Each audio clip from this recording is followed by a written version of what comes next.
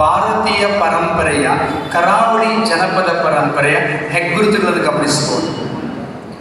ಅವರು ಆಡುವಂಥ ಪಾಡ್ದನಗಳಲ್ಲಿ ಕಟ್ಟುಗಳು, ನುಡಿಕಟ್ಟುಗಳು, ಸಂಪ್ರದಾಯಗಳು, ಆಚರಣೆಗಳು ಮತ್ತು ದೈವಿಕ ಆರಾಧನೆಯ ನಡವಳಿಕೆಗಳನ್ನು ಗಮನಿಸಲಿಕ್ಕಾಗತ್ತೆ. ಇದು ನಾವು ಗಮನಿಸ್ತಾ ಹೋಗುವಂಥದ್ದು.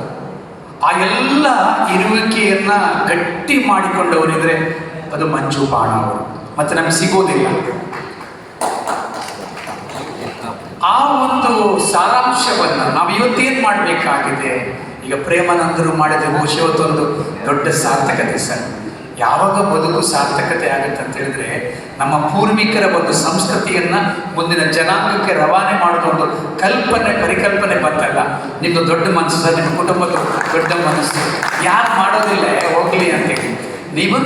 ಇನ್ನೊಂದು ಮುಖ್ಯವಾಗಿ ಮಾಡಿರಬೇಕಾದದ್ದು ಮಂಜು ಬಾಣರ ಬದುಕಿನ ದಾಖಲೀಕರಣ ಮಾಡಬೇಕು. ಇದು ಮುಂದೆ ಆಗಿರಬೇಕಾಗುತ್ತೆ. ನಾವೆಲ್ಲ ಮಾತಾಡ್ತೀವಿ, ಹೋಗ್ತೀವಿ, ಮುಗಿದೋಯ್ತು, ಊಟ ಮಾಡ್ಕೊಳ್ತೀವಿ, ಮುಗಿದೋಯ್ತು.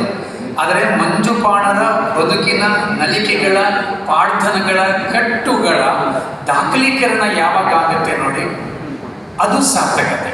ಅದು ಮುಂದಿನ ಜನಾಂಗವನ್ನು ನೋಡಿಕೊಳ್ಳುವಂಥದ್ದು. ಈ ಬಗ್ಗೆ ಸ್ವಲ್ಪ ಕೆಲಸ ಮಾಡಿದವರು ಇಬ್ಬರು ನಾನು ಉಲ್ಲೇಖ ಮಾಡ್ತೇನೆ. ಮೊದಲನೇದಾಗಿ ನಮಗೆ ಸಿಗುವಂಥ ಹೆಸರು ಎ ವಿ ನಾವಡ ಅವರು ಮತ್ತು ಗಾಯತ್ರಿ ನಾಡವರು ಕಾಡಿನ ಮನೆ ಅಂತ ಇವತ್ತು ಇದೆ.